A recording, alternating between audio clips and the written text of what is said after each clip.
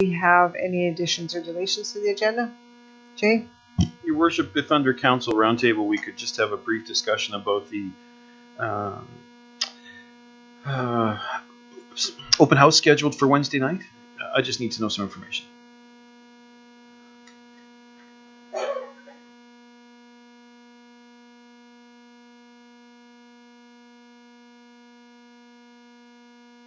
Anything else? Okay.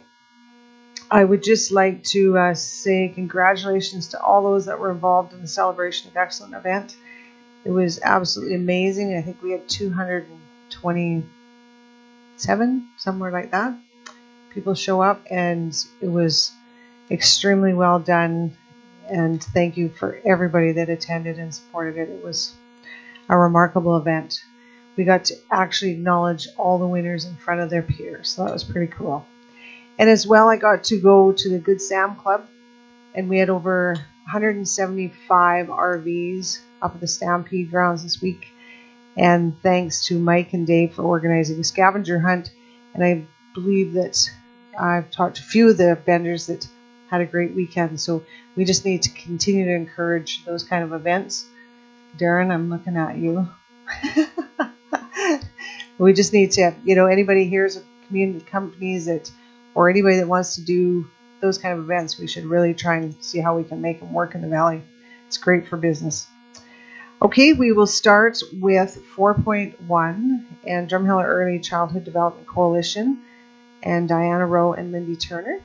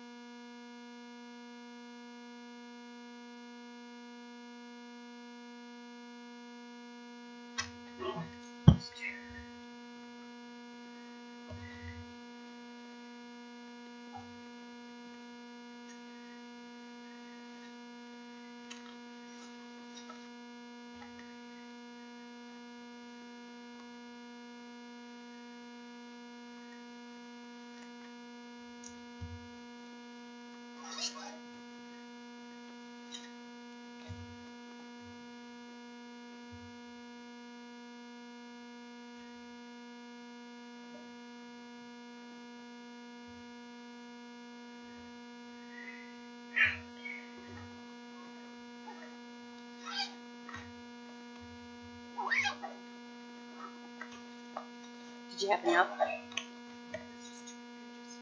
Yeah, drop that right there. We'll do this when we start to talk about it. You're on paper. Okay. Good afternoon, everyone. Thank you very much for allowing us to attend your meeting. We are very excited. First of all, I'll introduce myself. I'm Diana Rowe, and I work with Starland County. I'm Community Services Director.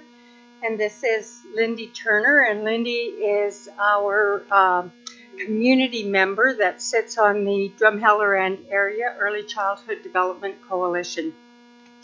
So the coalition started a number of years ago as a small project. It was just supposed to last 5 years, and we are now in about the 7th year, I believe. And we needed to have a benchmark in our province in order to measure how our children were doing in the area of starting to school and how they were developing from ages birth to 5 years. And so the intention was to have a benchmark that we could go forward from. And so we got that first benchmark through the ECMAP project. And now we've had every 3 years, data was collected through this sheet here. It says EDI instrument. And so this one here. And so that is the actual tool that is used to collect the information. And the kindergarten teacher does it in February, and that gives them an opportunity to get to know each of the students from September until February, and then be able to complete the EDI. So in the past, our coalition has never had actual data for various reasons. Either it was too small of a pool of numbers that they collected, and some were removed from the data, and we didn't get specific data for our coalition. This year is the first year that we have data. Yes, we are so excited to have actual data this year. And we have the data, and the data has told us in these 5 developmental domains, these are how the children in our coalition area are developing. So it talks about the physical health and well-being. So 68% of the children here are developing well. But the at-risk and vulnerable students are over 30%. And so it gives us reason to believe that we need to direct some of our resources that we receive. So each year we, as a coalition, apply for funding, and the province provides us $23,500, correct? Yeah. So we get $23,500 every year to do the work that we do, and we try to develop resources and help organizations to collaborate. We bring them together, and we are not allowed to use the funding for any direct programming or service delivery.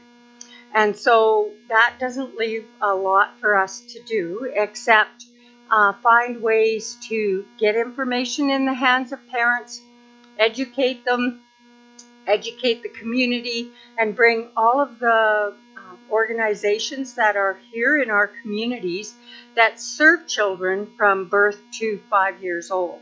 And so that has been our work and our role, and that's what we've done. So this document gives us a bird's eye view of where we're at in each of the 5 developmental domains. So we know that physical health and well-being is one that we really need to focus on. And in the past, all of our activities have been based on provincial averages. And that's how we've determined what direction we should go and where we should work on which domains. And so we have had the physical literacy backpacks that are available through the library. We've put the backpack together, we filled it with resources. It's got some books and some exercises, some games and activities for families to do. So families can go to the library and check out one of the backpacks, take it home, and then bring it back, just like they would a book at the library. And so it is being utilized and being accessed through the library, but we know that we need to do more. Another initiative that we have done in the past is the indoor free play. And the town of Drumheller has partnered with us on the indoor free play.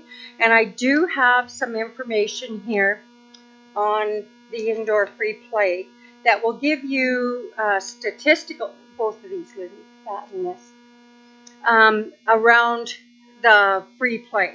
So we call it indoor free play, and it's not because there's no charge for the children to play. It is free play. So it's the importance of free play, that it's not structured, that parents can take their children there and they can actually play with their children. And some of the feedback that parents have given us is that they found that they never really played with their children before, and they didn't even realize it. They said that over the weekend or in the evenings when they were home, they'd put the children to task, maybe watching TV, or tell them to go and play, and they would cook or clean or laundry, or the father would be in the garage working or whatever, and everyone was busy and they really didn't play with their children. So parents are learning how to play with their children and let the children lead the play. So Darren and the staff over at the BCF put out equipment for us every Sunday afternoon for 2 hours at the BCF, and it's during the winter months. And so we do it from October to the spring. There are 23 weeks, and that you have supported us in this initiative. And so what I've just handed out is a document that it shares with you the value of free play and how it is beneficial to not just the child, but to the families, and how important that is. So there's the physical benefits of free play, the social skills that the children learn. They're busy developing cognitive and intellectual skills while they're there through the free play, and it also benefits their emotional health and well-being. And so we have had the free play program, 23 scheduled Sundays it has run. And so the town has donated 1 hour of the play, and we did sponsor it and used our funding to sponsor it for the first couple of years. And then we were advised that we were not to use our funding for that because it was considered a direct program. And so what we did is we went out, and the last 2 years we've helped to find a sponsor for that, and we got the Chamber of Commerce sponsored it 2 years ago, and last year the Rotary Club sponsored it. And so we would believe that the Rotary is interested in sponsoring it again, is what we've heard. So we're hoping that this program would be able to continue in the next year, and this would be one way that the town of Drumheller could support the Drumheller and Area Early Childhood Development Coalition. So our numbers on the document that Lindy just passed around, there are numbers from the first year that we sponsored it. This document, the second page. So in 2014, our numbers were total children and adults, 258. And this year, 2017-18, we had 446. It's growing in popularity, it's growing in numbers, and so are young families in our community. We know that there are approximately 100 births in Drumheller Hospital every year. And so it's a growing community and a growing population. So with that, I've probably spoken enough. I'm going to see if Lindy would like to add to it. Questions, please? 22,500. So Louise has just corrected me. It's 22,500 that we receive from the province each year. She's our treasurer, so she knows. She's our money person. So do you have other questions? We wanted to bring this information to you. This year is the first year that they gave us a full report, and we have actual data. I do have a copy of the document that the province sent out. I can leave with you. I thought that there were a couple of interesting points that we should share with you. So this data was collected in 2016. It's a tri-ministry partnership between 3 ministries. So the Ministry of Education collects the data, Health analyzes it, and then Community Services brings the information back out from the province to communities and helps communities react to it. So each phase of it pretty much takes a year, and then we start the cycle over again and see if we've had any influence over the data in those 3 years, that 3-year cycle. And so in this document, which I will leave for you, in 2016, there were 122 EDI questionnaires that were collected for Drumheller and area for our coalition. So that would include Green Tree School, St. Anthony's, Morin School. Who am I missing? That's it. So the 3 schools. And so we have 3 school divisions represented as well. Perhaps you could explain why it's only that number. Who's being discounted from? Okay, so of those, 9 children had special needs status. So they're taken out of the mix. Anyone diagnosed with a disability or delay that requires special assistance in the school. They're not included in this report. Results for children with diagnosed special needs are analyzed separately at the provincial level only and not included in our data. An additional 16 EDI questionnaires were removed from the community analysis due to not meeting the criteria for inclusion. And that criteria includes missing data, or they had just started in that classroom and were under 1 month in the classroom with the teacher, not able to be reporting on them.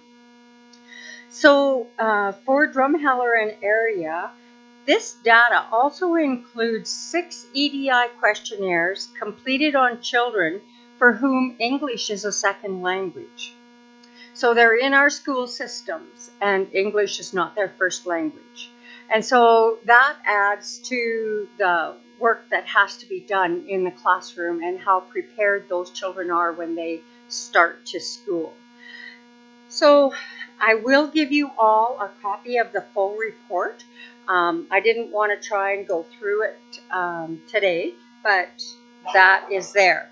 So since we've got the data, we have been busy going out to the community and bringing this data back out to stakeholders in the community. So we've gone to the schools, we've met with daycares and each of the schools and talked to them about the data that was received, asking them if they're surprised at what we're hearing back. And the Green Tree School was surprised that it was as low as it was. They suspected that it would be higher.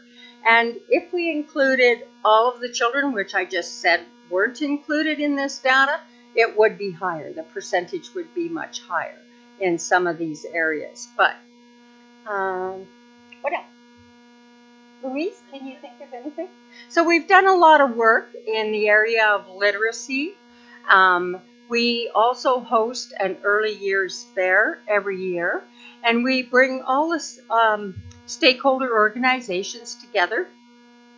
And it's not only good for families to be able to come to one place and gather information from all of them in one brief visit at the BCF, but it's also an opportunity for the stakeholders to get to know each other and know who's available and what's available in our community. So I know we have in some of the organizations, there is a lot of turnover of staff sometimes. And so what we have found, like at AHS, we have a new nutritionist or rehab, children's rehab services. There's new staff come in there and a different way of delivering those services. And so it seems like there's always new staff at the different organizations, and it gives us all an opportunity to meet one another at least once a year. So at this point, I'll open it up to questions and see if anyone has any questions. Questions? Jay? Thank you, Your Worship. Diana and Lindy, I appreciate you coming before us. The information, I think it's been an annual presentation for a while, and it's interesting to me. And I can't remember what the number was in social competence, but I'm curious about what your impressions are going forward. You know, I can't remember where I was when somebody said, well, what did we do before we had these? And my answer was, we had patience. We allowed things to have a process and not require an instant answer. But when you see so much de-evolution of social interaction, as everyone is focused on these, and the number of places you go and see the child is propped up on the chair with this. Yes. I'm curious about whether or not there's an overall belief in the early childhood development sphere that social competence is at dire risk from technology. So social competence, it is, we're developing at 70% of the children in our coalition area that were included in this data are developing well. So that leaves 30% that are at risk or vulnerable. And so we have a concern. We know that even the indoor free play will help them learn some social skills. But we need to educate parents in this regard. And so we're trying to find a way, and we may be bringing in a speaker that will talk to it and talk to the importance of not allowing children to use electronics until they're of a certain age and that kind of thing. I did attend a presentation down at Strathmore about a year and a half ago, and it was excellent data that was there to support that whole theory of not allowing them to access the data. We have reports at Green Tree School. The principal told us last year of a student that didn't know how to turn the page of a book, was trying to swipe the page. And so we know that it's an issue, and we definitely are trying to address it. And It would be funny if it wasn't so terrifying. it is. And we also know that the data supports, in the past, we've brought information forward to council that talks about the importance of all of this. And it's all together and not just one of the domains by itself. And how important it is that if we give children a good solid start in school, they're more likely to complete school. High school completion rates are fairly high, and so we know that if we can get at it on this end, we'll have better return on the other end. Thank you. I'm just going to carry on with that. So this 30%, how do you reach those parents? Because, I mean, how do you get them out? Well, we find where the parents are oftentimes, which is at the daycares or when they come to our early years fair, which many of them do. We have upwards of 70 families every year that come through the early years fair to get information, and that's a good place to get them. We use our partners and our stakeholders. We utilize Parent Link a lot, and we work together so that we're in unison on the messaging that we're putting out to families. We know that we're still missing families, especially a number of at-risk families. They're more difficult to get them to come out, but we work with Growing Opportunities, and Family Literacy does home visits. So we have some access to those more at-risk families to get information to them. The other thing that we do have is an ability to subsidize transportation, because that is a big issue in this community, and it hasn't been used very much, but it's there, and we do advertise it. And the other thing I would like to add is that the children who could not be included in this questionnaire, the EDI, they are quite welcome to come to all our programs, even if they do have special needs. So they're coming anyway.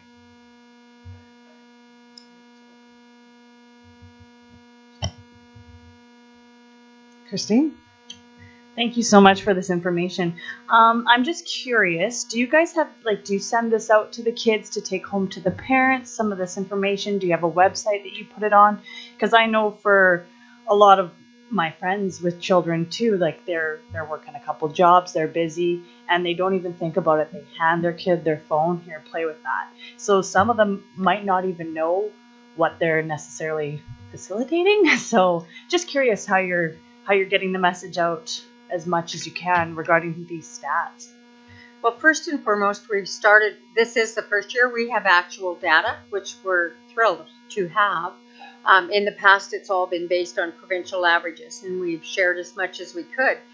This year, we've gone out to the majority of stakeholders and organizations in the community with the data right now, and we've got their feedback so that we want to make sure that what we've got here and see if they have things that they can add to it.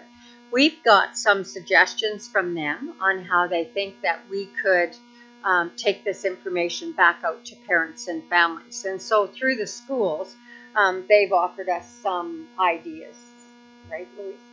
Like newsletters, some events at the school that they would like to utilize the information, and share it out with families. And what else did we hear? I'm trying to remember.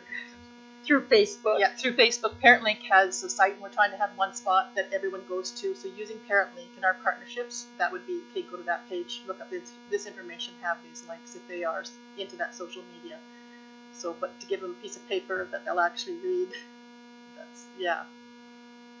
Well, I know for myself, I'll be on my phone all the time, and we don't even notice what we're doing. And so just easily handing your kid a phone to look at, and really right here it's like, actually that's a bad idea.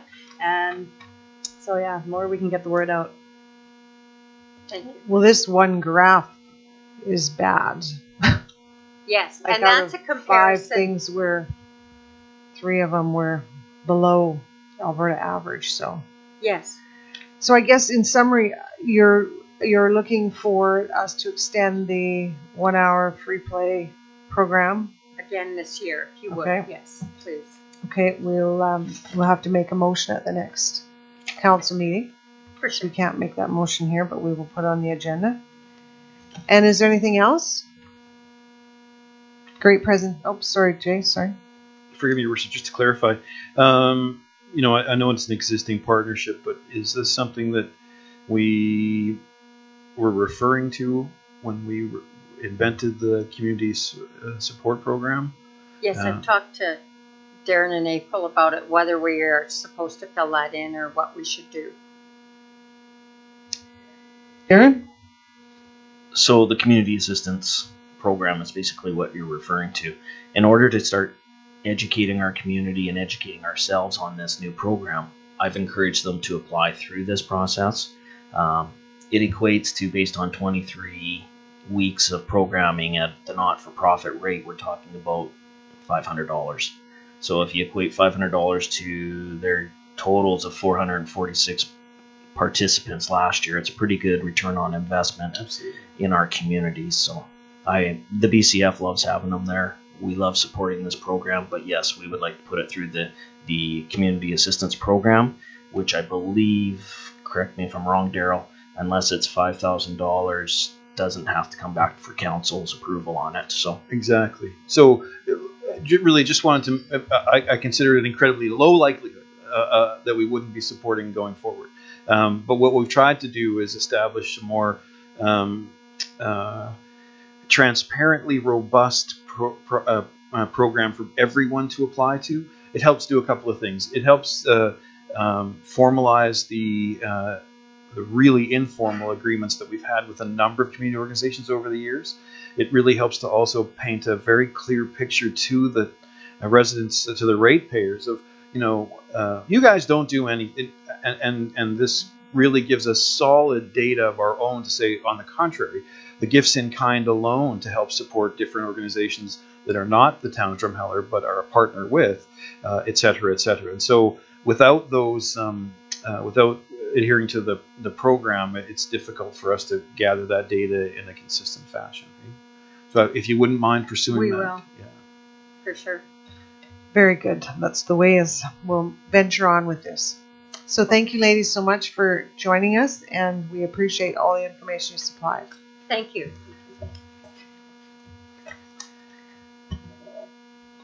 All right, we shall move on to 5.1 FCM 2018 Annual Conference Reports. And Fred, would you like to start?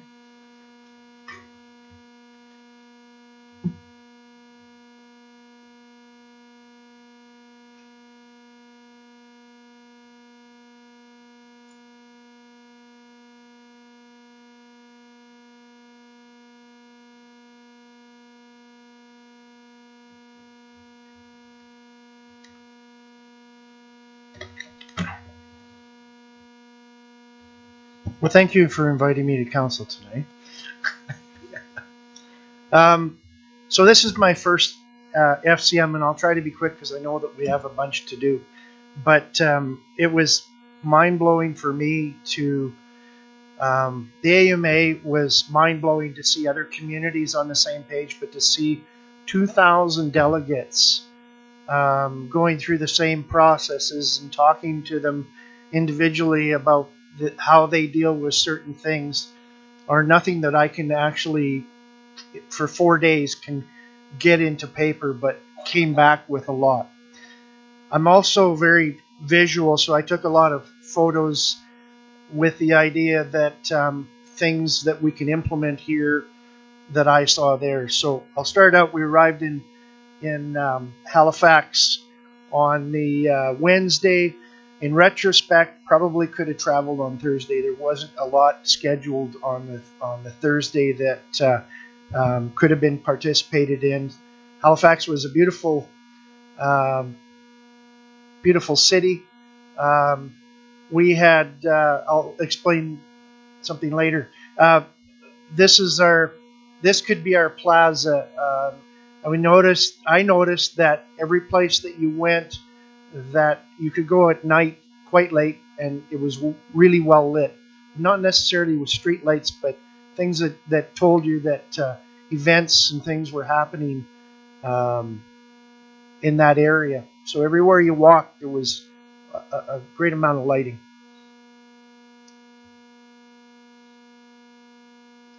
A lot of places to sit. Daryl and I and the rest of the people talked about the Adirondack chairs. We have for years, and I talked to John McKenzie today, been doing really expensive, cement benches and things like that, where down there they do more places, public places to sit that cost less, with the idea that they can spread them out more in more locations in the city. So if you watch in the photographs, they were everywhere there was a public space, there was chairs to sit in. You could look at the view or participate or interact with people. They were everywhere. Their downtown too remind me a lot of our town, and looked at the revitalization that they've gone through in their downtown. Considering 30 years ago, all of this area was going to be bulldozed to build a freeway, and Government of Canada was going to take the entire harbor out and put a 4-lane highway through. But the citizens stopped it, and this year they're actually tearing out the interchange that was put in where they actually stopped the freeway. It's going as well. So they're going to extend their harbor front a little bit further. But the buildings remind me of ours. They do a lot to bring them back to the age they were built. I mean, they're 1740, but a lot of the buildings were our era, the last century. A lot of places, the signage that they leave up on the wall, for instance, the shoe shop signage is actually for a restaurant. So they've kept the character of the block. And I remember the corner restaurant, the big sign that said corner restaurant, neon, that's been here for a million. It got taken down because we built a new store. It doesn't necessarily have to happen. It's a part of the feeling of the neighborhoods where the signage. So they've left a lot of barbershop signs up and things like that, but it doesn't reflect what's necessarily in the stores. The Adirondack chairs that I was talking about, they're not expensive. They're plastic, probably about $160 for a chair. They're bolted to the ground, no maintenance. There's the shoe shop.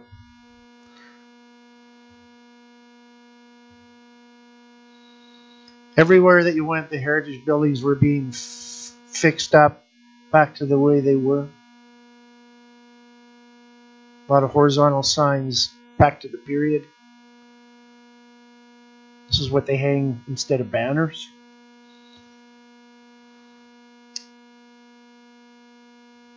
They're a lot bigger chairs than they appear to be, though, eh?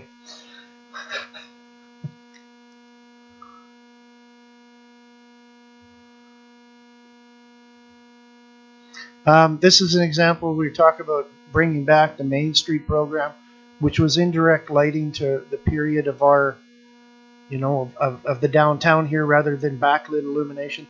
This is an example of how, beautiful a restoration to a building can be. Mind you, these buildings are in the 1700s, 1800s, but it still applies to what we do in town. This is and I'm not going to read from my report. I'm just going to go with it. This was a tour we took, and it was about community nutrition and how the community interfaces the city of Dartmouth and Halifax, and they run programs to not necessarily feed people. 1 in 10 are malnourished in that area. But it's not necessarily to feed the people, but rather create awareness on good nutrition and how to grow a garden and things like that. So they're more in teaching than they are in providing programs with like food banks and things like that. This was a community brick oven that was manned by community volunteers. It was open every day. You could take a school group or a neighborhood group and go down and utilize this oven with the volunteers there and do a picnic or whatever. There was 6 of these in the community of Dartmouth that were manned by volunteers and used almost every day. As a part of that nutrition program, there was a beekeeping program that again taught the connection with food and economy. The kids here, these are kids from a high school that were brought into this community program to teach them about beekeeping, and it was in conjunction with the community garden that was there. They also used the community garden to interface kids in school and seniors lodges, and they both, as groups or pairs, work on the community gardens together, and they get a connection with the seniors in the community and the young people. I took a picture of this because I know we're going into building dog parks, and they run their off-leash area as a pilot project, and this was a sign that they put at the gate that talked about their pilot project for their off-leash area. And I thought that we could perhaps borrow some things on this as we move ahead, so we can kind of, instead of just getting to a point and say this is the way it's going to be, we can maybe have it evolve so we have something that really works for the community. Again, this is prime. I said at the Economic Development Committee the other day that we don't really have a lot of spaces for restaurants downtown the way we are configured now and the way we have serviced businesses and things like that. The idea of creating a plaza and mobile food vending and things like that could bring us to a place like this that was down in the dock area with very small food vending kiosks.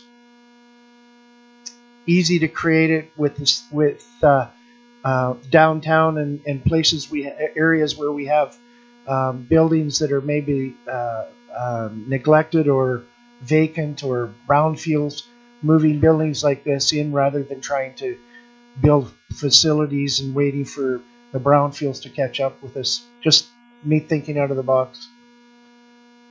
Various sizes. Also, we noticed a lot, and I say we because we did a lot of walking around, we noticed a lot of really innovative things with sea cans.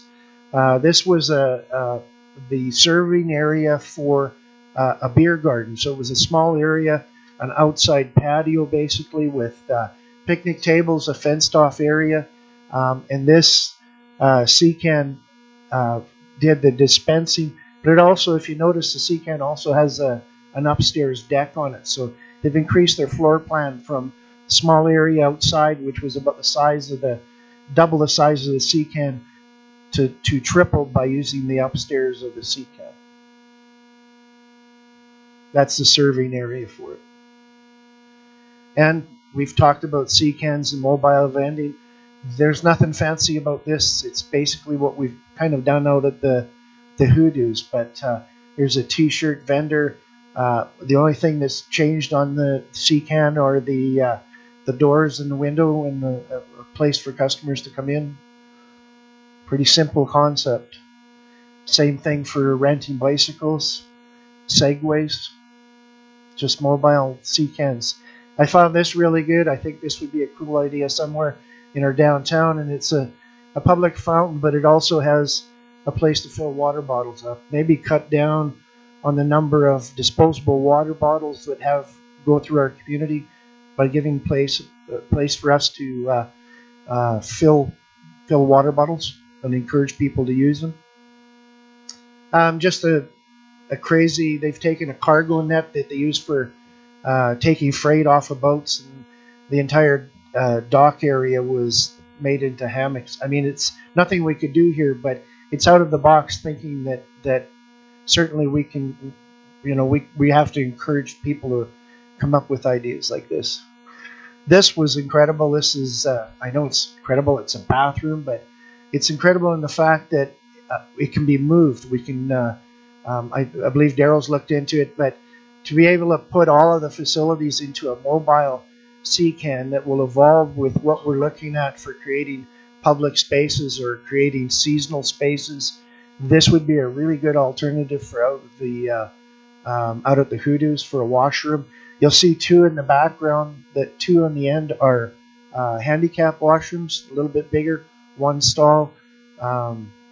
They could holding tanks, whatever, can be hosed down if you have those tourists that aren't that clean. This was kind of interesting in the window. I think we're not the only ones that kind of do be a tourist in your town, and they do a really good job of it as well. Murals around the wharf. The FCM treated us pretty good. They had a couple of public events where we got to try some of the lobster down there. Always chairs and benches to sit around on. And they take that right to the end. They take it to the airport where there are rocking chairs and Adirondack chairs in the airport. So that layback attitude follows right through to when you leave. That's my presentation. I'll just make sure. A couple of the other things that I had an opportunity to do, I went to a luncheon with Canadian National Railways, spoke to the Vice President of Security, who steered me to a couple other people. Hopefully, we will have a couple more people to talk about our concepts of walking paths and public spaces. One of the people I sat with at that was a council member from Aurelia, Ontario, who said that in Ontario, not all abandoned lines, a lot of abandoned lines are made into recreational areas, and the railroad actually pays for them. And they have rest spots and all kinds of stuff. So I don't understand why we're having such a hard time, but I do have the people we need to talk to. We had an opportunity to listen to all political parties: Justin Trudeau, Andrew Scheer, Jamit Singh, Elizabeth May. The Tools for Tomorrow was the theme of the FCM.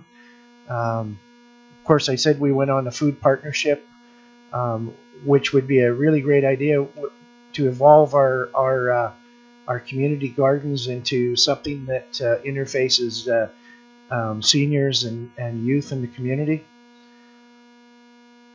One of the things that we heard the mayor of Halifax talk about was that within the last decade they've gone from a moving out migration of about 20 to 26,000 young people from their community to the exact opposite recently, and having an influx of 26,000 young people moving back to their community. So it doesn't probably hurt that there's 5 universities in the city between Dartmouth and Halifax.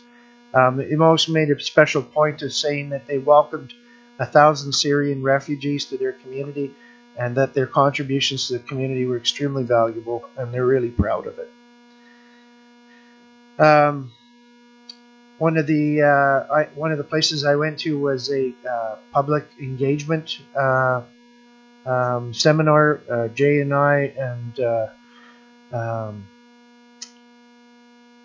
Lisa went to that. Yeah, we got a lot for that. How consultation can go, how fast people move when you're not watching. I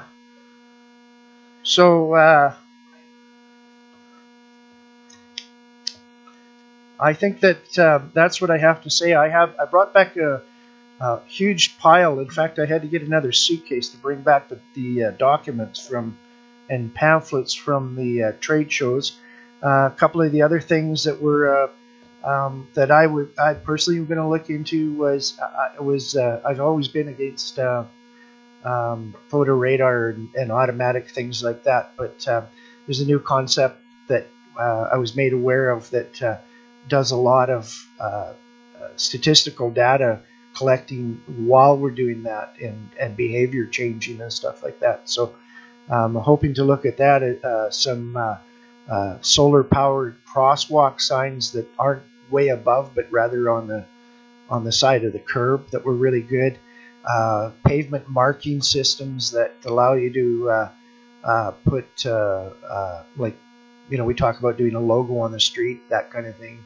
A lot of things about furniture, a lot of things for covered information areas for entrances to towns and things like that. So I'll be pursuing a lot of those as I pull the brochures out that I specifically gathered to bring back. So hopefully I'll submit this to the town, and thank you very much for sending me. I learned a lot.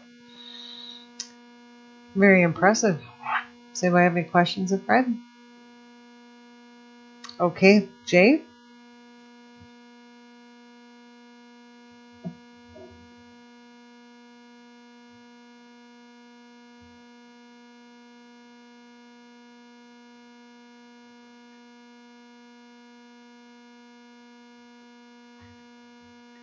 It won't surprise anybody that I'm a lot more verbal than visual, so I'm going to just read most of my report, but I do have a video for you at one point that Linda's kind enough to bring up for me.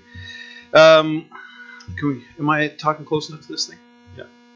The opportunity for professional development as an elected official is occasionally scoffed at by the more cynical members of our public. However, I find the objectives to be thoroughly worthwhile.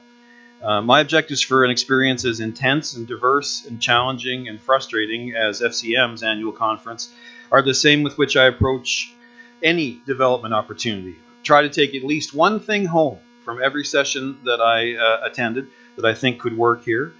Take note every time the information being presented reflects a practice that this community has been engaged in already for years. Confirmation that we're on the right track is a big part of conferences like this, because living here, you just can't intuit that we're ahead of the curve in as many ways as we actually are. And inspiration, rejuvenation, fellowship, I've yet to attend an FCM conference that didn't accomplish all three of these objectives. The grind of public service can certainly undermine my goals for engagement, and these experiences certainly do recharge the batteries. And I think that one of the things you'll notice before I'm done is how different my presentation is going to be from Fred's. And that's one of the reasons why I think it's so important that we change the rules around who can go and how often, because obviously what you get from FCM is going to have a lot to do with the filter you took into FCM. So the more perspectives we can send to these events, the more perspectives are going to come back out of it as well. Well, certainly not the theme of this year's conference, the following phrase that was uttered by the Prime Minister during his keynote address, I think, is actually the unintentional, unofficial slogan of this council, and it really resonated with me. Well, speaking about the role of government, he said, "Our goal is to remove barriers and create opportunities." To remove barriers and create opportunities. If we were still visioning, I'd want to use that somewhere, because it sums up, I think, our collective intent better than I've heard so far.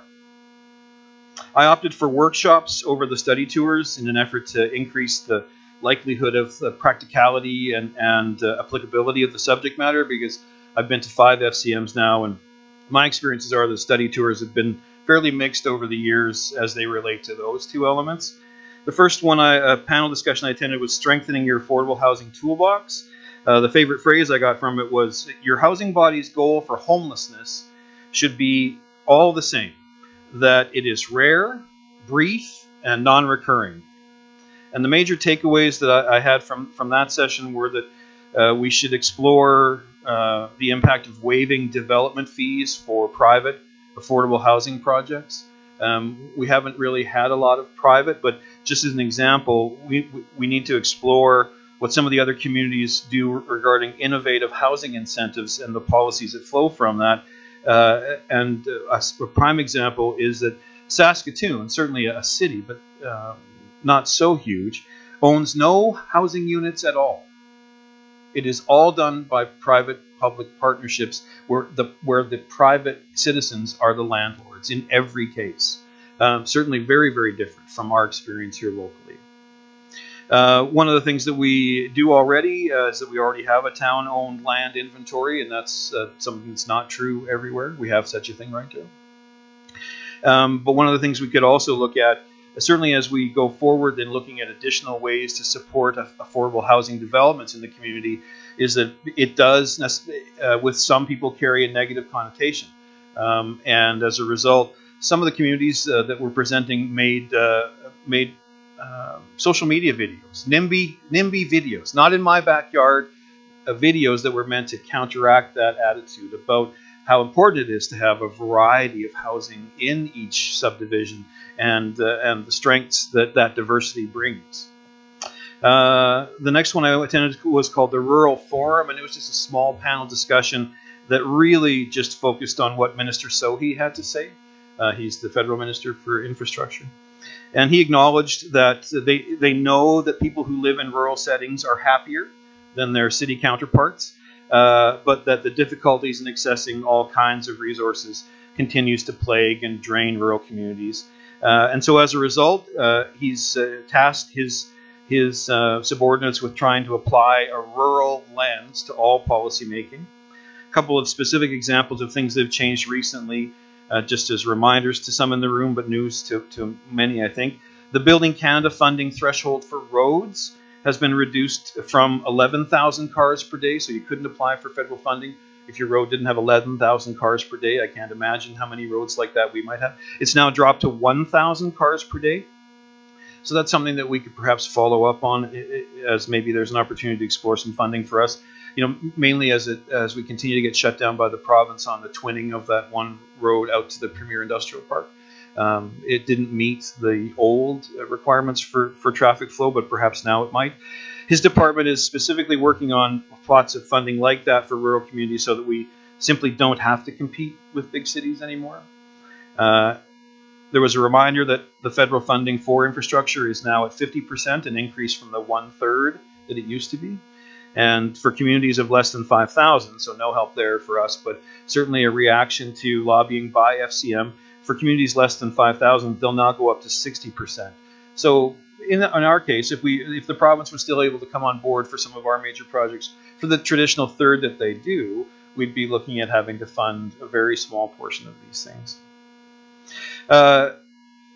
Just an interesting note is that it's only been since 2001 that the Rural Forum was even established at FCM. It is fair criticism that it is very big city focused, but that won't get better by not going as small communities. And the more we go and the more we demand content that fits for us, the better at it that they're getting. And this forum was a good example. The major goals for the past several years have been in rural infrastructure, broadband, and rural crime. And certainly, as we're all well aware, there's still many gaps in just basic minimum broadband coverage. The feds fully acknowledge our challenges. They also brought up that the retiree to working ratio is worse in rural settings. And at least they acknowledge that the educational opportunities and water and wastewater economies of scale just don't work in traditional models for small rural centers. Possibly there's some federal dollars available for rural airport infrastructure. If we're not able to divest ourselves of the airport, then let's try to get some federal funding for that runway refurbishment. It sounds like it's something that we could pursue this fall. While it would certainly take some creative destruction, one of the things that they're funding in many rural communities these days are community hubs, just defined as bringing all social and community services together under one roof. And so we have a huge collection of NGOs, not-for-profits in this community, and they're spread to the four winds, each with their own utilities to pay, each with their own administrative and copying and technological, etc. We might want to explore facilitating those people making some love connections like we have for so many different things, just to try to achieve some economies of scale. My favorite phrase from Minister Sohi was that infrastructure shouldn't be influenced by partisanship. It's about building capacity for people's ability to connect to the economy and their community. Additional follow-up, he mentioned that we should be able to go online and see what programs in our community are being supported by the federal government. And he said, if you're being ignored, make us accountable. I spent some time on the Government of Canada website later that day, and I'll be damned if I can find an easy way to find that data. You can't just, to my knowledge, search Drumheller and find out what programs are currently being supported. It would be far more piecemeal, but nonetheless, I would be curious to find out what's being supported by the federal government in our community, and what are we missing out on just because we didn't know to ask. In the question and answer session, the minister was given a very rough ride on the lack of progress for rural broadband, and all I can say is I really dig that guy and how he handled all that. It was not pleasant. The next thing I attended was a rural plenary. It was a panel discussion, and I think we were all in the room for that. It was 2 of the 4 presenters were in French, and I forgot to get my translator, which was certainly my bad, but even the English speakers were terribly disappointing. And then came the sustainability planner from Bridgewater, Nova Scotia. And he blew my mind. Lisa made reference to him as well in her report I saw. Bridgewater is a community of 8,500 people in southern Nova Scotia. And he mentioned just a couple of facts that were so unbelievable I couldn't leave them alone. Their community of 8,500 collectively spends around $88 million annually on energy. 8,500 people, $88 million on energy. And they're embarking on a plan to invest $374 million to attempt to completely wean themselves off of fossil fuels and to put an end to energy poverty. And those 2 statements just instinctively raised my hackles. I said to our group, only a have-not community in a have-not province could possibly access $374 million. We had a tough time getting $3 million out of the feds for the BCF. And I'm really glad I didn't just leave it there. I was so challenged by those statements that the speaker really didn't have much of an opportunity to elaborate on, that I just had to explore them after the conference was over. So here's what I found out so far. Bridgewater is a finalist in the Nationwide Smart Cities Challenge. And that figure about their energy expense as a community was so disputed that they had to hire a consultant to redo the calculation from the ground up, and they came up with an even slightly higher figure. So it's real. And doesn't it make you wonder what ours is? This isn't just some environmental zealotry run amok. Their goal is to eliminate a very real and crippling problem in their community, energy poverty. And energy poverty is defined as anyone who must spend more than 10% of their income to heat and power their home. And their data shows that this is true for 2 out of every 5 of the residents in their town, either chronically or repeatedly episodic. It's fair to say they're facing a crisis. And I don't know what our number would be. I would think that even if it was 1 out of 10, and in our community I would expect it might be higher, shouldn't we be doing something about it? So let's watch the video.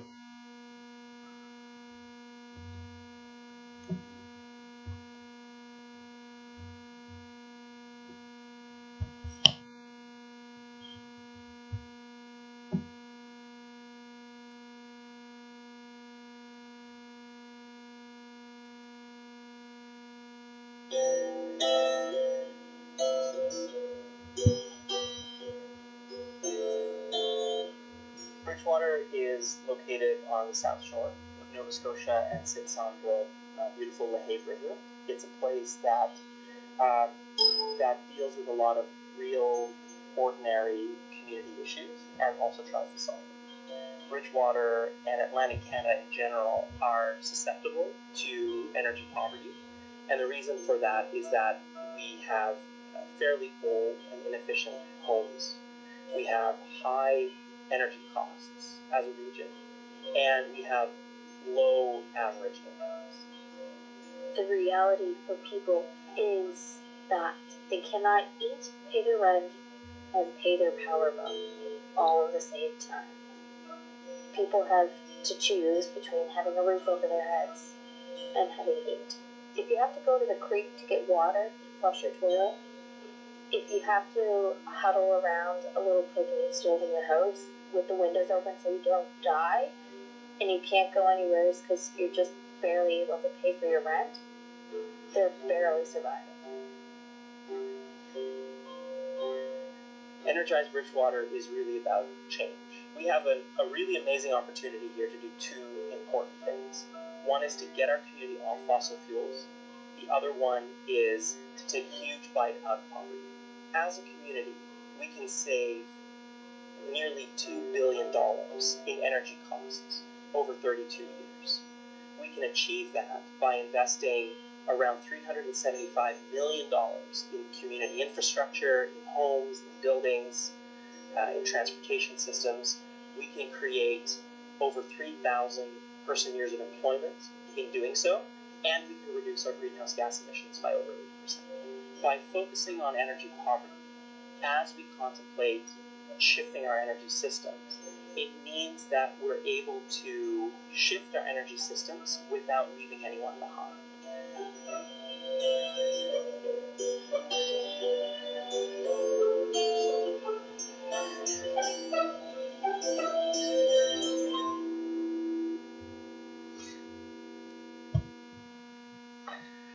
So for me, there was at least a couple of striking similarities in that I think a lot of older homes that are incredibly energy inefficient and very expensive to heat, along with a below average median household income.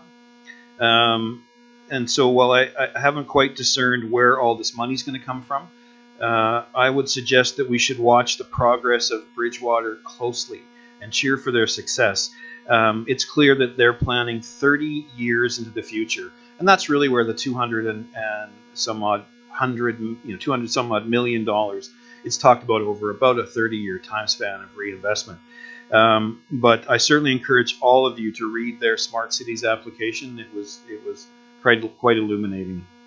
And certainly I can acknowledge that their community is they are facing a crisis. I believe on their website or in other information, they're facing 26% unemployment. So something, a factor of 5 of what we do. But nonetheless, we already know that Drumheller has a higher than average issue with poverty. So some interesting surface facts, and by surface I just mean things that just occurred to me as I was looking through their information. One, I think we could learn a lot just from their website design and content. It's fantastic. Every event that they do is listed separately under events, and it's easy to find and tells about who's all involved. And this one is major. How can they be so forward-looking and innovative? They have the people to do it. Their planning department, planning department, has 4 staff in it. A planning director, a development officer, a sustainability planner, who's also the project manager, that's who was speaking in the video, and that's who spoke at FCM, and a junior transit planner. And yes, you saw that. They actually have public transit. So while there's such a focus here on trying to operate as lean and mean as possible to placate the right-wing small government mentality of rural Alberta, it should surprise no one that we rarely find miracles in innovation when the workloads we require of our small staff just to operate our core services and then the additional strategic plans of council demands all their attention. So if anything can be replicated from watching how Bridgewater succeeds towards their goals, then I consider FCM 2018 money well spent for this community. I also attended 2 other things I'll talk to quickly. Climate change, local tools for energy problem solvers. The major takeaways were mostly information-based for me. 7 out of 10 of the largest insurance loss situations in Canadian history were in Alberta in the last 10 years. So think about that the next time you want to complain about how your house insurance just went up. This is a dangerous place to live. The Pan-Canadian Framework on Clean Growth and Climate Change was presented. I have a copy of it for anyone who wants to peruse it. It's a significant report. but it mostly identifies that there is still a gap between targets and projections. Environment Canada says that the projections show us not meeting the 2030 targets of the Paris Accord, and maybe we should explore some green infrastructure on the Government of Canada website for funding opportunities again. There will be a separate call this fall for small-scale wind and small-scale solar connected to their low-carbon economy challenge. So hopefully that might bring down the input costs for some of these things. And lastly, I went to local fiscal tours for Canada's future.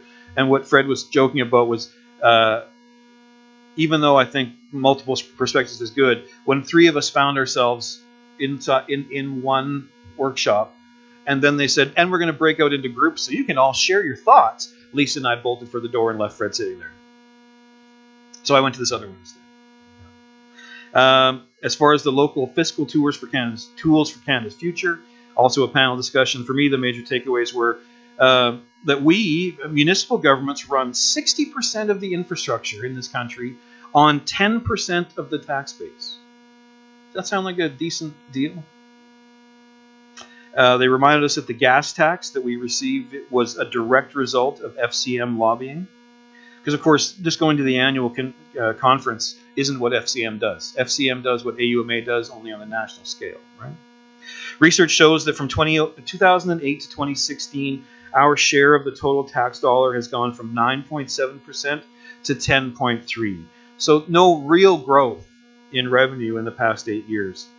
Nationally, the average municipality derives 48% of its revenue from property taxes, 22% from fees, and the rest from grants from other orders of government. And I don't know how that compares to us. It was 48% property tax, 22% from fees, and the rest from grants from other orders of government. Globally, it's actually a fairly arcane practice to subsist mostly on property taxes. Municipal sales taxes, and income taxes are far more common in the rest of the world.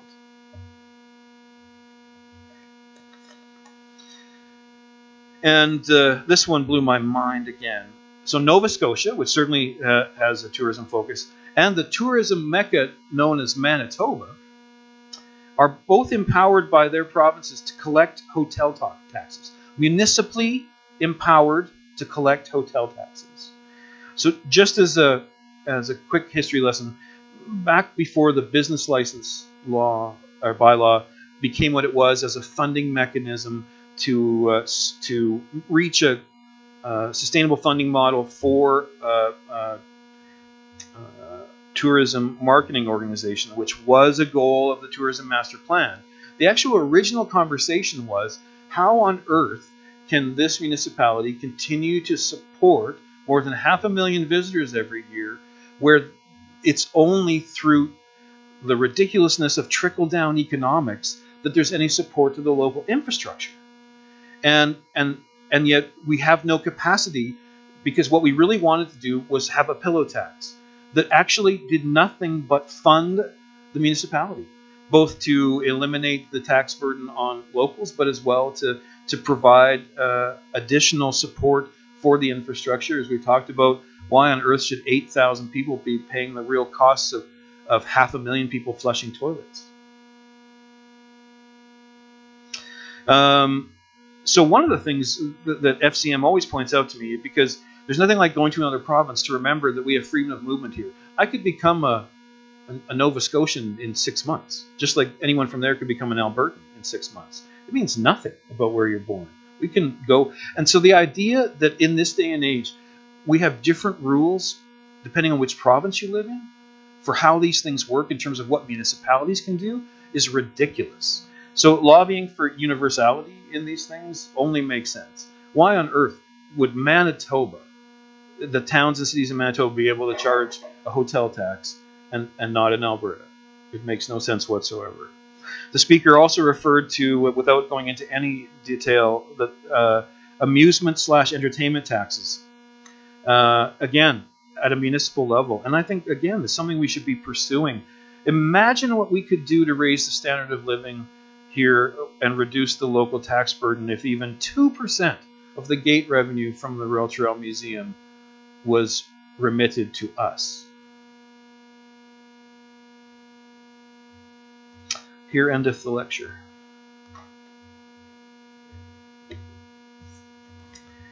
Well done, Jay. Very informative. Anybody got any questions of Jay?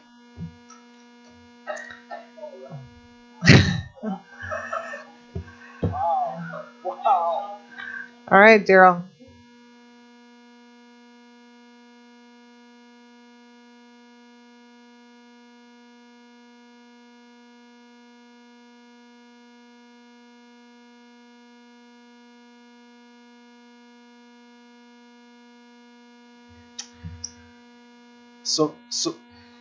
So my presentation will be, unlike the previous two, it will be short and boring, but informative as well. So actually, I focused a little bit on the conference, and then actually one of the things I saw was a lot of stuff out on the street that I thought was actually very applicable for us. So I'm just going to show a few slides on that.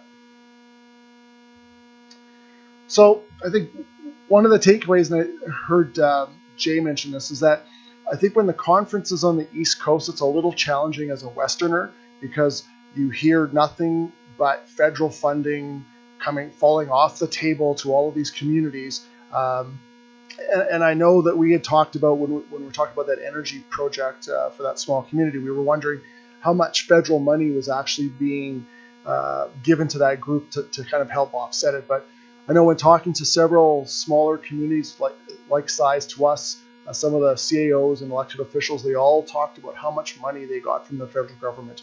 So that was a very discouraging part from going to the west, or going from the west to the east on that. So I think, again, sort of this ties in more for the east side, was that even though there was a small communities program, I went to several of the presentations and felt that, again, they were very east-centric, and which, again, was more of a funding issue. So some of the issues were great, but how they solved those issues was they just wrote the federal government and came back a check in their name. So I think that was a little challenging for us to do that. So I think one of the things that I liked was the trade show was really large, a lot of great things, a lot of displays. Kind of follow up Fred's comment around things like crosswalk lights. There was a number of things that I've brought back from there where I've actually followed up on things like self-watering flower planters for our downtown area, street furniture, some of the same crosswalk stuff that we've got. So things that I thought were directly applicable for us. So I highly recommend, from the trade show perspective, of actually spending probably altogether probably about 8 hours going through the trade show. It was, I would guess, probably about 20,000 square feet, if not a little bit more than that. So really, really good applicable stuff in there. So I thought it was great networking opportunities. The one thing I thought, and this is more of a comment back to FCM, is that you didn't, unless you actually went up to everybody, everyone had a very similar looking name tag. So you didn't know if you were actually a small community or a large community, if you were talking to someone from, Halifax. And it's great to kind of have that cross section of information. I thought it was great to be able to try to get into small community stuff to kind of talk to those folks. So lots of big city issues talked about, so when they're talking about how Edmonton and Calgary are looking for $1 billion plus for Green Line extensions and some of the other subway stuff, it's a little bit harder to put into context the fact that we need a little money to repair, some of the streets in our town. So I went to a number of presentations as well. The best one I thought it was really applicable to us, was on retail marketing. And there's a person who is the chair of the Retail Association of Canada, Diane Bridgewater, I think is her name, who had a lot of great insights into marketing. And one of the key takeaways from that is that I asked her after the presentation if she'd be willing to come and talk with our chamber and talk to some of the stores in town, and she said absolutely, she'd love to do that. But a couple of quick hitters from her comments were that roughly 70% of shoppers in any community are female, and the two things that females want are clean stores and good lighting on the streets and good lighting in the stores. So again, our goal is to be able to provide good lighting outside, and businesses are good lighting inside. I think the number was about 80% of shopping is done between 4 p.m. and 10 p.m. at night. So again, there was comments made about sort of the influx of a Walmart into a community and the detrimental effects. And her comment was that if retail actually started following the model of being open later, they found that business in communities where that actually existed, the businesses actually flourished as opposed to closed. So it was very much a different mindset than what lots of people think about. And that the real killer was inconsistent hours or the idea that it's a 9 to 5 retail type business. So if you're providing a service business, it's one thing to be open sort of those regular type hours, but retail, again, if most of your customers are coming to you after 4 p.m. in the afternoon, you need to be open for them to be kind of be involved with that. So anyway, long story, she's more than willing to come to Drumheller and actually have to talk to Heather Bits about organizing something from the chamber, but very informative discussion with her. So lots of highlights from the city of Halifax are applicable to community. So now go to some of the photos we have taken. So we've talked about our Woodruff design, our kind of narrowing our streets and bringing it out. One of the things I thought was quite interesting here was that throughout the community, they've actually expanded the patios onto the existing sidewalks and then moved the sidewalks out onto the streets. And so here's a good, sort of a bit closer example. And this is great. Like, this is a way that you're already using an existing structure on the sidewalk. You're fencing that off. They've got it. These are all set up so that you can serve alcohol in an enclosed area.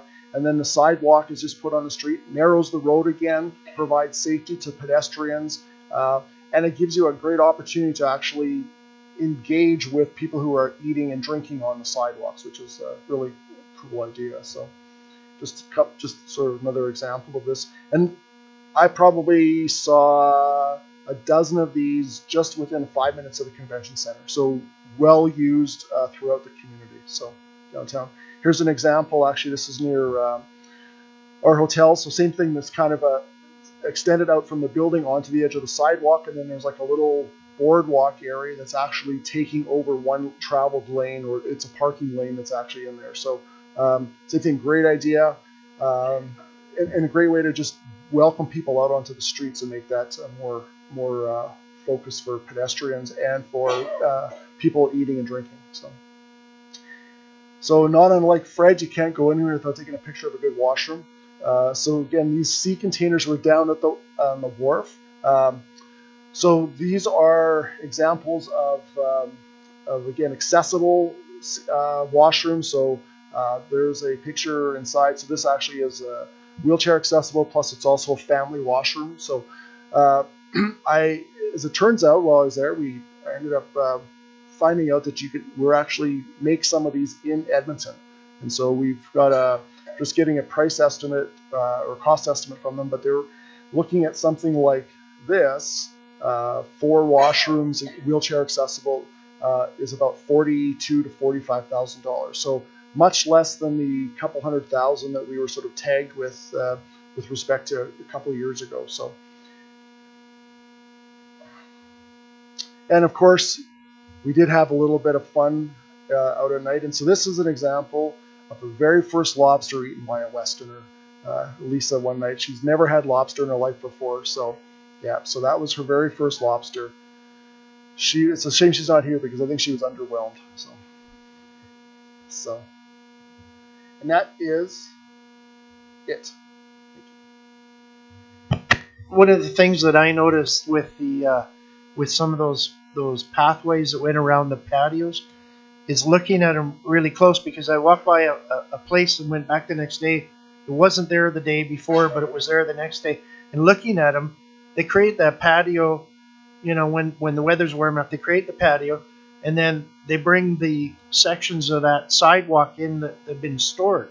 So in the wintertime, I guess when there's plowing and things, they're just picked up, taken away, stored, brought back during the season. So it's not anything that's permanent. And I guess at my shop, if you've ever been in my shop, everything's on wheels so that we can adapt and move, and depending on what the day brings us. And I think that that's really important going forward as we work with our plaza and our downtown, that we create things that are mobile until we get to the thing that really works, and then we can think about permanence. But being adaptive and be able to change and move and bring things in. And I also said to Daryl that this is where we can collaborate with the community. We have now a town yard that's huge, and we could certainly cooperate with a restaurant that needed a place to store them. We have the ability to store and help our community and work with them,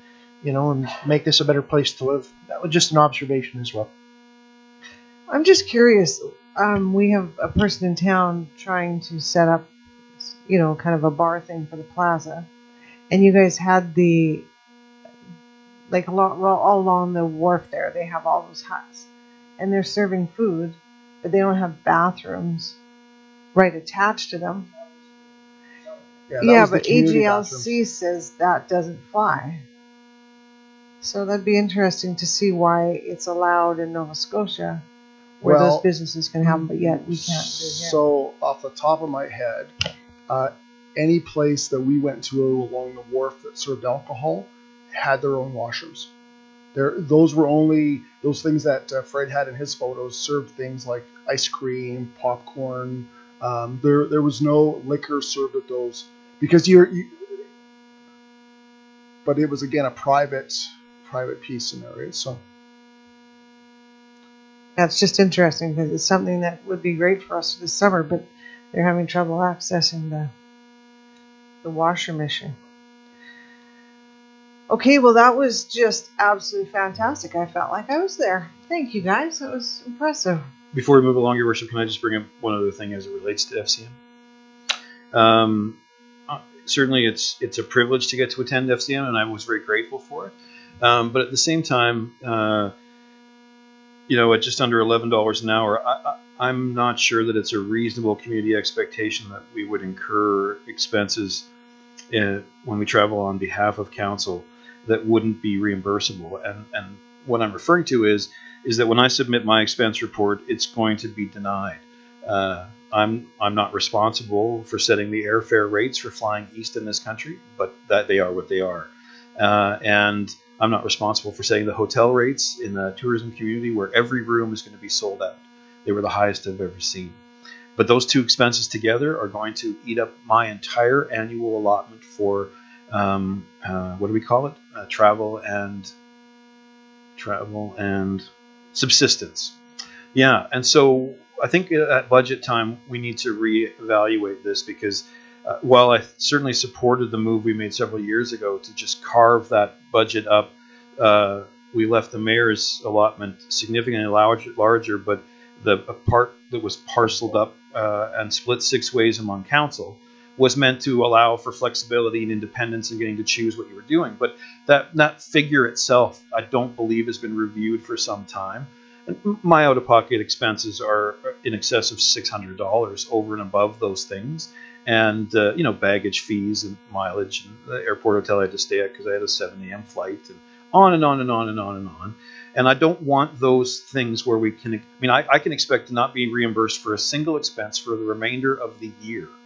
And we still have AUMA and anything else that my subcommittees demand of me. And so I would hate to see anyone discouraged from doing the professional development that is appropriate for our positions because they're going to go out of pocket and can't expect to be reimbursed. So I think it's an issue that we need to address going forward.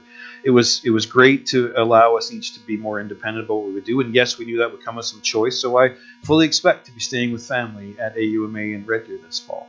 Not a big deal. But I didn't actually expect to have to go out of pocket by hundreds and hundreds of dollars and not be reimbursed. And that's certainly going to be the unanticipated consequence of those decisions. Duly noted. That should, we'll make sure that's on the good, Barb. Thank you. Okay, anything else? Sorry, just on that, but in a bit different vein, Jay. So one of the things that I found challenging about Halifax was the incredible variation in pricing of hotels on any given night. And so for those of us who stayed Sunday night, we all checked out of the hotel that we had stayed in the previous few nights because the price of the room literally more than doubled, in spite of the fact nothing else changed. And it was all related to the fact that 2 cruise ships were coming in to port that day, and they had people that were willing to pay more than that. Now, ironically, Tony actually found on Hotel Tonight that we could have stayed at that hotel that day for less than what we had paid any night. But of course, that was not the room rate that was posted. But I found it to be disappointing about Halifax. That was my only disappointment, is that it was very expensive to stay there. Very expensive. Well, it is, but certainly I think they have you where they want you, right? I mean, those 2,000 delegates that showed up took every room in downtown Halifax. That's because you need to be close to the event. It was a $65 cab ride from the airport. Yes, there were $100 and $150 a night airport hotels, but you were looking at a 35-minute drive and a $65 cab ride each way, so it only made sense to stay downtown. Staying downtown, I mean, we had a misunderstanding, and I thought I'd expressed my interest, but I hadn't, so I registered late, and I got the last room that I could find at a hotel that any of us would stay at, and it was in excess of $250 a night. Just when one finally opened up at your hotel at that late in the stage, like by late May, it was $400 a night. So I didn't stay there where everybody else stayed.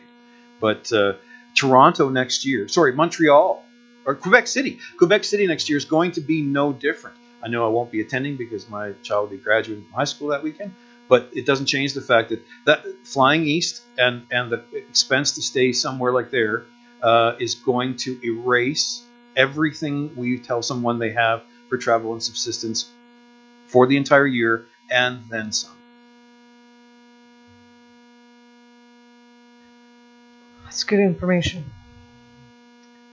Okay, as far as Lisa's presentation, we'll just accept that for information. Okay, well done, you guys. It's incredible. I thank you for those presentations. That was extremely informative, and I'm looking forward to some of it getting put to implemented. Okay, we will go on to 5.1.1, the draft for the public participation policy. Thank you, Your Worship. So I think we've discussed this a few months ago, but one of the changes in the MGA for 2017 was that all municipalities must have in place by July 23rd a public participation policy. So we'd always talked about bringing it back to council in June-ish, and so here we are. It's a little bit later than we hoped to, but so there's a couple of pieces of handout. So one is sort of the fact sheet about how we're supposed to implement this. On page 4 of our document is basically, this is kind of a draft of a participation policy, and this is a very, I'd say, comprehensive document. And one of the things in there, if we look on page 6 and page 7, we have a number of items that are in red, and those are the optional things in here.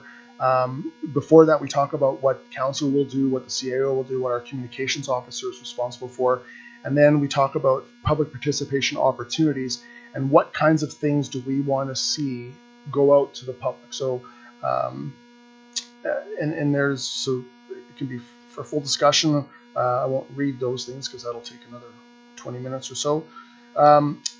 On page 9 of it is actually a very simple form, simple way that we could actually, again, this is a draft public participation policy, so this could accomplish what we're looking for in a very simple 2-page format. So, the keys for this thing are, when we engage the public. So the 3 times we engage the public is when we're doing any planning, when we're doing any policy changes, and when we're doing any projects. So again, larger project like downtown beautification, or we're going to enhance a road or change a road or something like that. So again, very simple form in there. How, it's talked in here about how we will talk to the public. So when we will inform the public, listen and learn, collaborate, involve the public, and empower the public. So again, giving the tools to be able to get good information, which help us make better decisions as council and administration.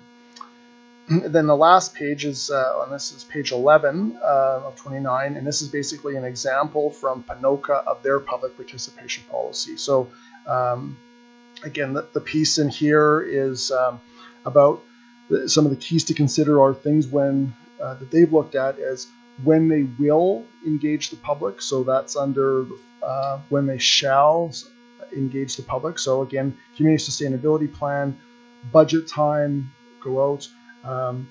Any changes to the land use bylaw, offsite levy bylaws, and then there's a whole bunch in there, or there's 5 in there about when we may go out to them. So again, there's no requirement to do it. If we think that it's something that we want to make sure we do, then we would.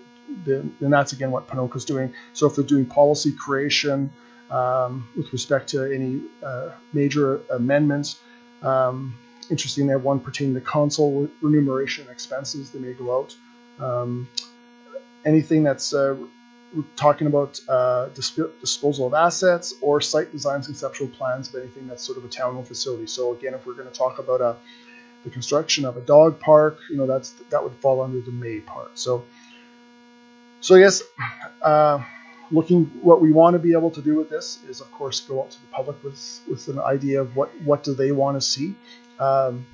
We know we're a bit tight on time frame, so what we're looking to do is actually do a online survey with people, as well as offer sort of a in-person paper part, but not do open houses with it, but actually go out and actually try to get people's solicit their information and advice online for that. So, and then our goal will be bringing it back to council, obviously before July, before it's actually required to actually get an idea of what we want for policy. So,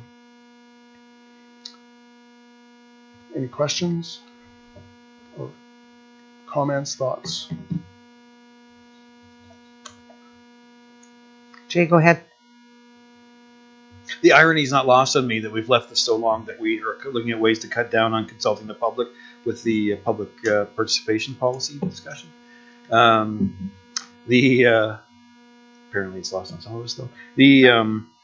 The preamble in the town of Ponoka one, I think, as much as this process is being imposed, it's certainly long overdue to be articulated here, and so. While I'm still in favor of as simple a document as possible and as least prescriptive as necessary, I really like the idea of including the application of this public policy must be balanced with the understanding that council is elected to make decisions and set the direction for the municipality. Sometimes I worry that with the measures that are taken and the access that everyone has to social media, et cetera, we have been given, I think, a clear mandate for this 4-year term, and I'm reluctant to let shadow cabinets bring too much influence to bear on those kinds of things. So I'd love to see our public participation document include in the preamble that the application of the policy must be balanced with the understanding that council is ultimately responsible, as we were elected. When I read that, I really liked that paragraph. The whole paragraph is actually very good. It is. It really is. Yeah. So given that in neither case is there much preamble, if we wanted to look to import that word for word, it wouldn't hurt my feelings. Other than that, the only other thing I have to offer at this time, unless Fred has, since I ditched him so he could be in the public participation session, that without a full council here, I expect first reading of the policy to actually have deviate from what we say is our procedure manual, and that there'd be a significant amount of debate at that time, given that we're only 4 out of 7 tonight. I would expect there to be more initial input, even though we'll have to get the ball rolling with first reading. Our even though we don't usually follow it, I believe our procedures bylaw says that motions like that, as it relates to anything that's being adopted for policy or bylaw, should be passed without discussion in first reading. even though we don't adhere to it. But we should definitely not worry about adhering to it this time, given that we aren't all here. Anybody else? Okay, well then we will get that on the next agenda. Yeah, so we'll do first reading on Monday the 25th then. So yeah. And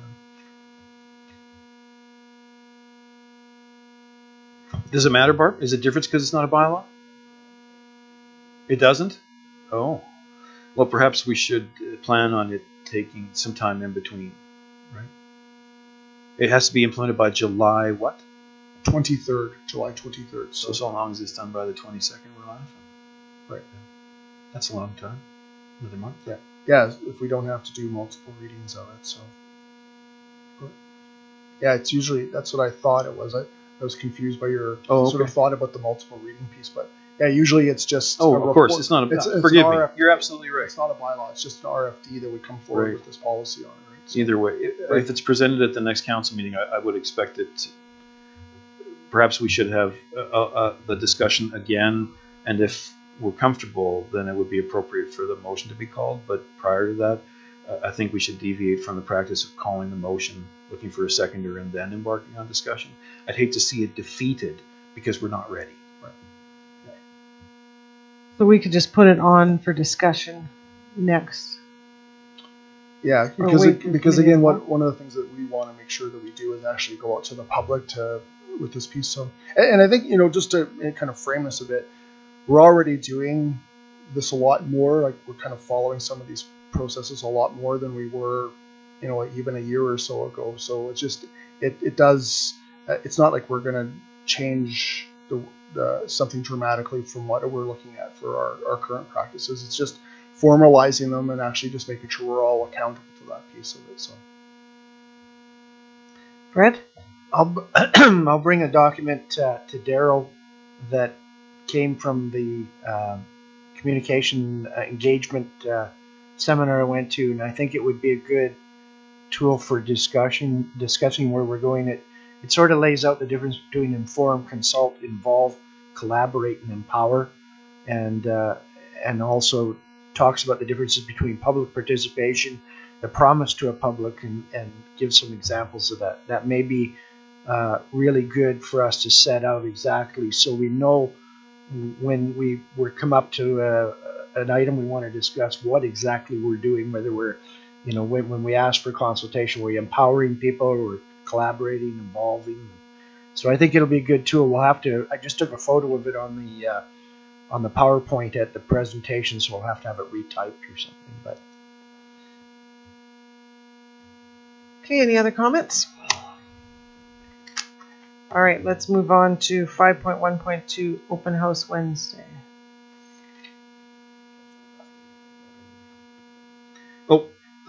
Thank you, Your Worship. Just, I just need some clarification. What's the intended format for that open house, and who's operating? So it's a passive open house. We're basically so what we want to do is, this is strictly about land use bylaw changes. So we're not talking about the legalities of cannabis consumption within the community. It's all about changing the land use bylaw to allow retail establishments to exist. So basically, we have a couple of storyboards that are actually going to show the community where we're talking about it. So it's downtown transitional, commercial, business, and highway commercial zones. And so which effectively is Highway 9 South, the piece of Highway 9 in front of Canadian Tire, and the downtown area. So, and a little bit, there's a little bit of periphery from that. And basically ask questions about, if people have questions about it from a land use bylaw standpoint. So we don't have the ability yet, because we aren't talking about a bylaw for cannabis consumption or how we're doing it, to actually discuss that in the public forum. So. Right. That's just my concern. Is there's what you think this is going to be about, and there's what the people who show up to talk about think it's about, and it doesn't matter how you preface that.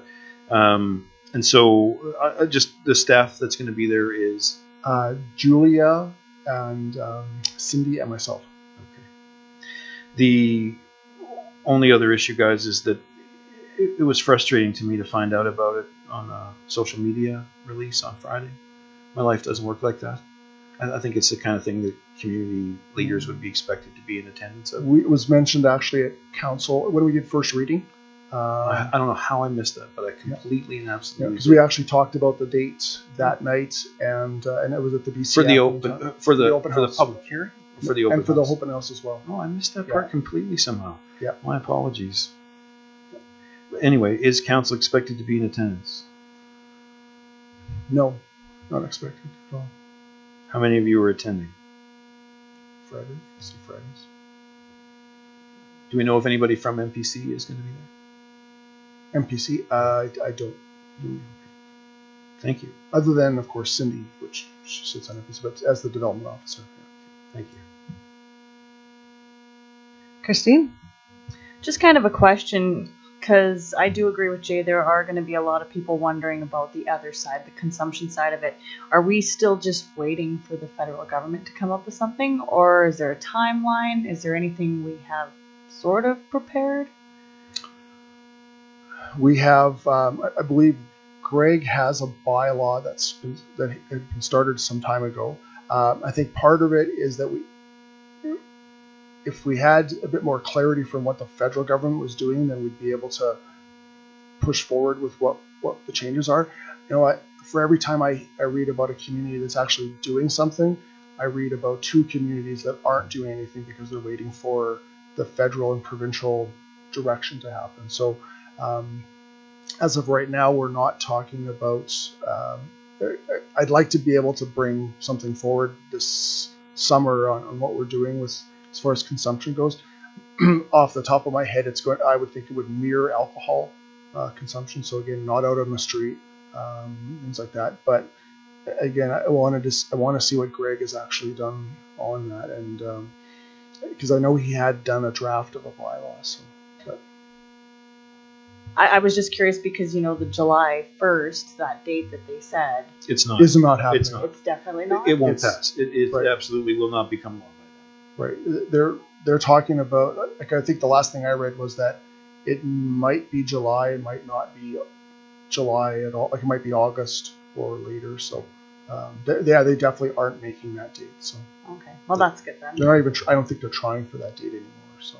No, it's already, the Senate made 13 or 33 several amendments to the bill that was placed before them, and those amendments are unacceptable to the House of Commons. So this thing's currently at a loggerhead, so it'll be some time now. I don't think we have to worry about the next 10 days at all. And yeah, I would have to agree. I hope that, I actually disagree about the waiting. I fully expect that we'll be given clear direction as it relates to exactly what we're talking about, land use.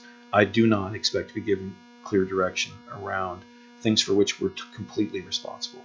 And so I'm curious to see that as well. I like the town of Banff's leadership in using the same prohibitions exactly as you spoke about.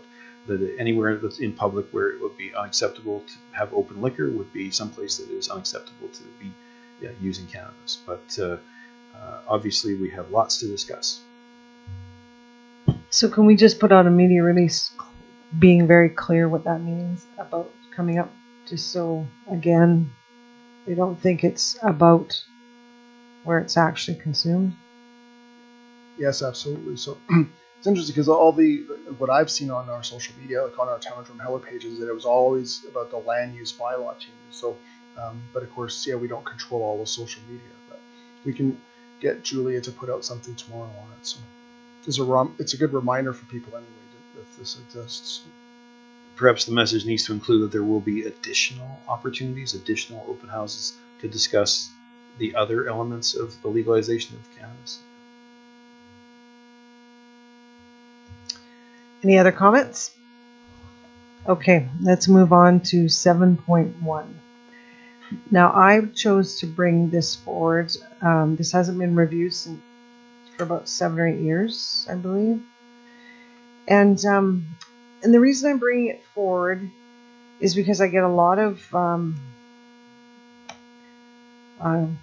complaints, I guess, about how we're reactive versus proactive on our bylaw. So I'm just use a couple examples here. So if Bob complains about Linda's yard, then we react. But if Armia's yard and Daryl's yard are on the same street and they're out of control, they're not addressed. So then I get calls from people saying, well, why do I have to clean up my yard, move my trailer, whatever. There's numerous. It's hard for me to say. So I actually studied the present policy, and it is somewhat confusing, and there are statements that, like for example on page 17, this program is reactive only when complaints are received. So if bylaw goes down the street and it's against our community standards, and it's obvious it's against community standards, but because there wasn't a complaint, then it's not addressed. Another concern on page. I'm not sure that's an accurate statement, Your Worship. If it's observed and is obviously a violation of community standards, that's how it gets addressed from the. I wouldn't. If Greg was here, I'm sure he would say it's not 100% reactive. It's not only complaint driven. They do patrols, and the result of those patrols is often summonses to people to bring their property or whatever into compliance. So it's not as though there is no enforcement unless a complaint is made. Well, I don't know. I'm just going by what people are like. Yeah. I mean, the only reason I brought this up is the amount of calls. I mean, I get numerous calls on this continually, and I'm just trying to I want to be able to say to people, okay, if you're on 15th Street and 402 is out of control, and then you see 406 and 408, then address the street, not just that one. It's like the snow removal. I got a lot of snow removal complaints this winter. Same thing. If you complain, then they'll get a warning. If you don't, it doesn't. So I don't know. I'm just going on strictly by the number of calls I get that I think I shouldn't be getting, to be honest. I just feel like here's another one. It says bylaw investigations undertaken both in response or verbal written complaints. And then the other side of it is anonymous complaints have no priority. So I guess I'm just confused as to if it's in the community standards bylaw. I don't know. I just think it should be addressed, and it's raising the whole bar on the whole community. Absolutely, and I make no argument that if a bylaw is called to attend to a vocation, and when addressing that complaint, they've fallen into a nest of them. That all the surrounding properties are equally non-compliant, then I would fully expect that there would be consistency in the application of the summons that was just handed out, and so you'll get no argument from me there.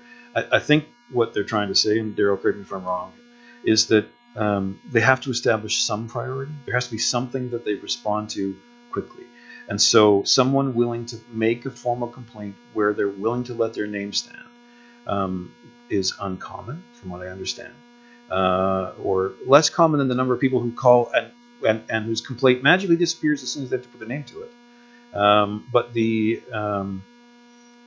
And so it is trying to be reactive to people who will take that extra step and say, I feel strong enough about this that I don't care if my neighbor finds out it was me. And so that's all that 1.4 is trying to speak to, I think, is that. And it probably should have said that it should say the reverse. Instead of saying anonymous complaints have no priority, it should say that I don't know what verbiage we'd use, but that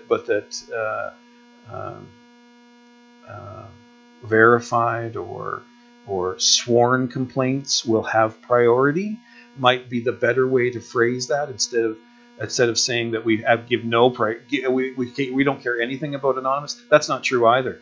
If time allows, because again we're talking about finite resources, they'll absolutely explore on their next patrol an anonymous complaint. It just can't possibly be given the priority as someone who said, no, it's bad enough that I don't care if my neighbor is angry at me for complaining, but I want something done. It only makes sense to me that would be a clear priority for bylaw to establish.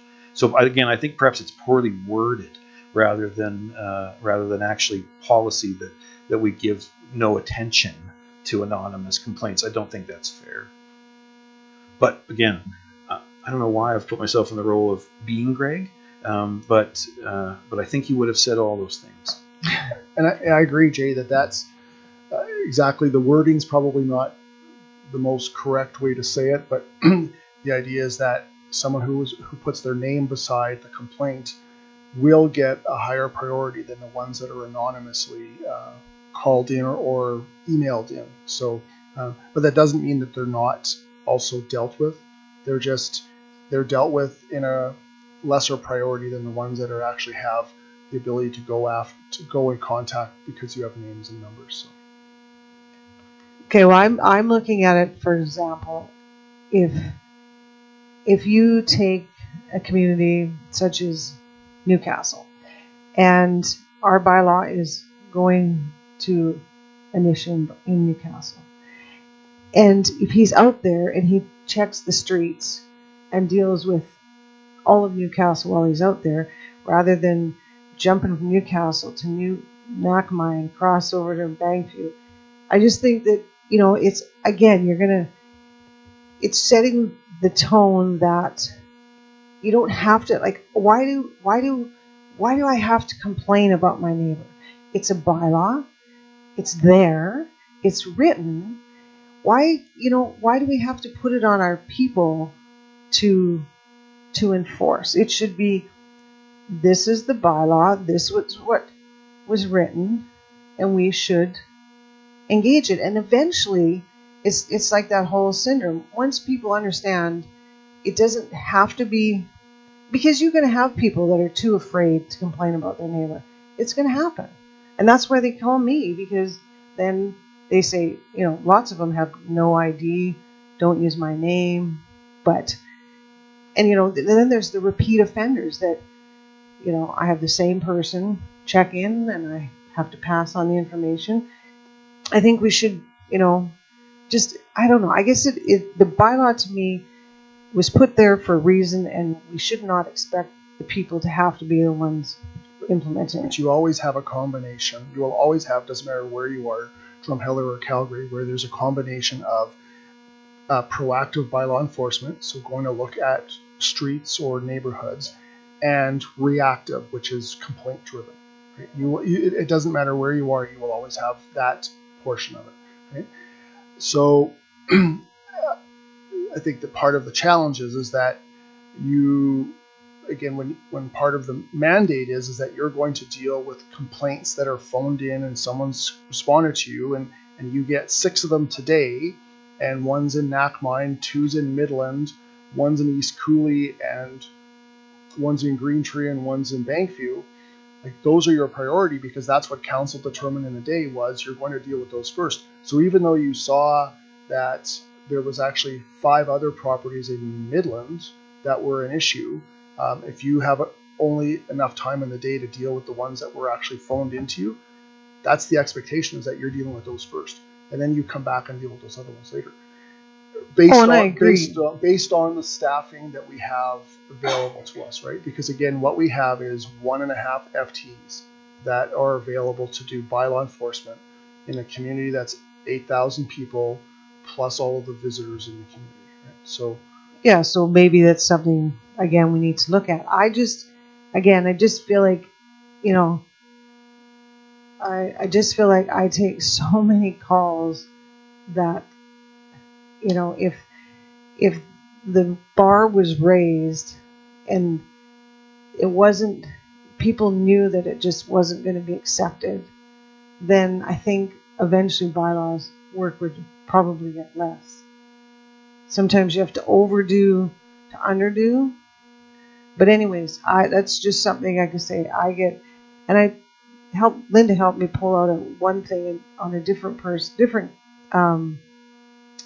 this is from the MD of Bighorn, and they had a really neat thing, and it says, council may direct that certain bylaws or certain sections of bylaws be the focus of bylaw enforcement during identified periods. So, for example, council may direct that during a certain week or month, bylaw enforcement focuses on ensuring either dogs are licensed or that owners have their pets responsible, or emphasis on, weeds, or emphasis on snow removal, or whatever it is. Like, it just, I guess maybe, we want to have a vision of being the cleanest community, and yet, maybe we have to enforce, say, for this week, everybody's being watched for grass. I don't know. I just really would love my phone to quit.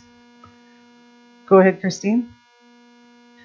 So, out of curiosity, because I think about a lot of people that probably do break the bylaw, and I'm under the impression that a lot of people want to do good, and not everybody just wants to break the rules. Is there a possibility that people don't understand the bylaws?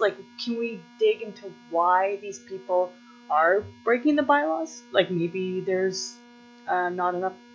Maybe we need to give this to everybody so that they have it. Is there a way that we can stop it from happening before it even happens, versus going straight to enforcement? Yeah, that's, I guess the other thing is big education, promoting, doing a blitz on, I'm not sure. I just know that it really is becoming something that consumes a lot of my time. And I try not to bug, Daryl about it a lot. I try and tell the people, just watch, maybe chat with your neighbor, ask them to, but it's really, Jay?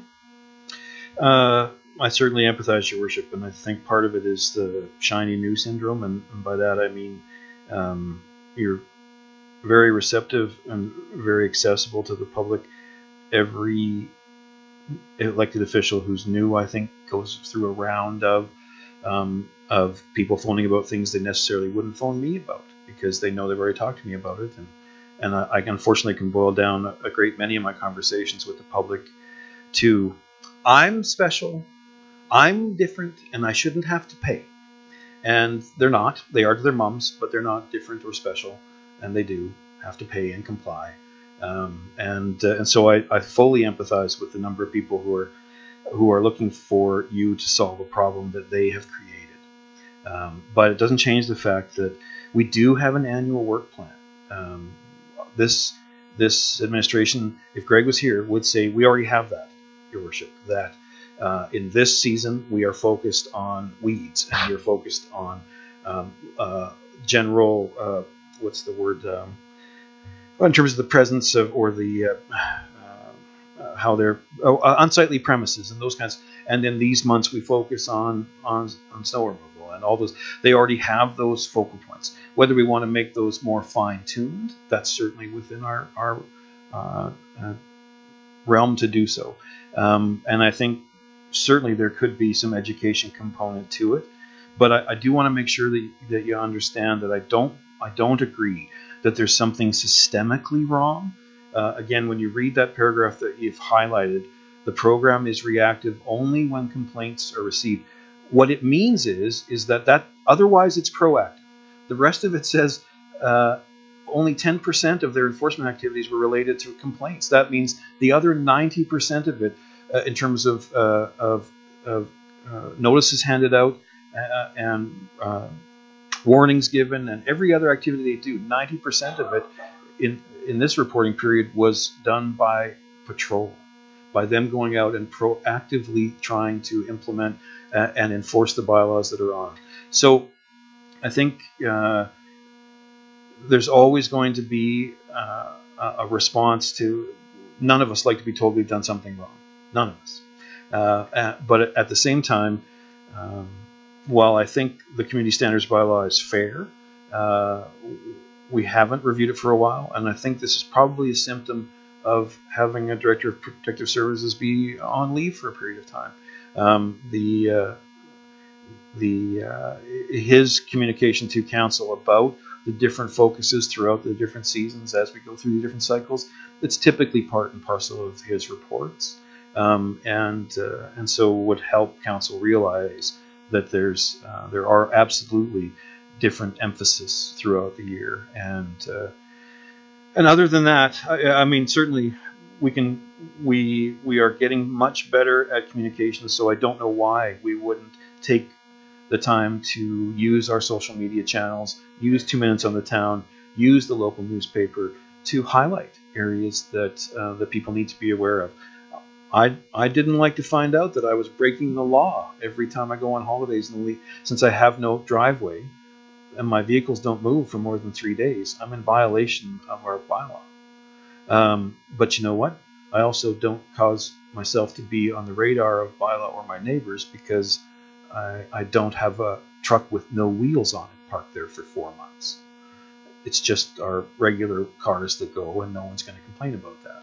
So bylaw and the complaints that come from it are always going to be a landmine for municipal government. But I truly believe the policies that are in place are probably adequate, but they can always be more fine-tuned.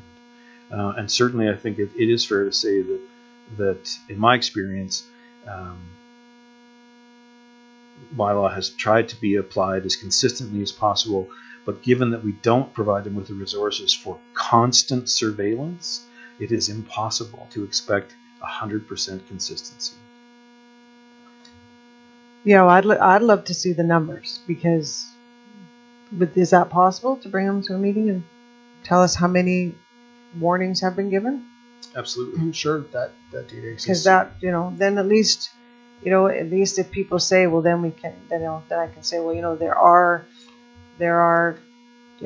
20 complaints, 200 proactive, 300 reactive, whatever, something that I can, because the data here is from 2009, 2010, so it's irrelevant in today's world.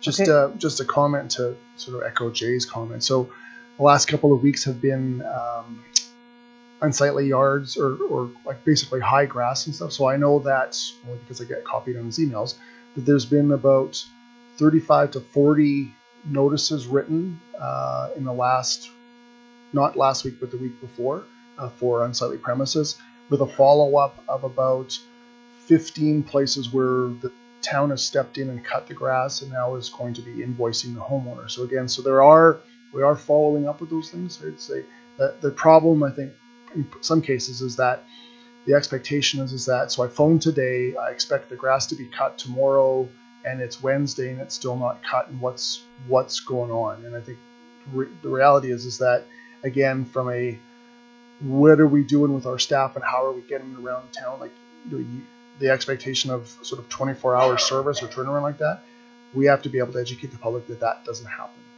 or can't happen. But that's where it'd be perfect to put out there, this month we've given out 40 notices, and we had to, clean up 15. Then people at least know that we are, I just want to be more proactive than reactive. Fred? Is this the council policy C-1-99? Is that really from 1999? Yes. Yes.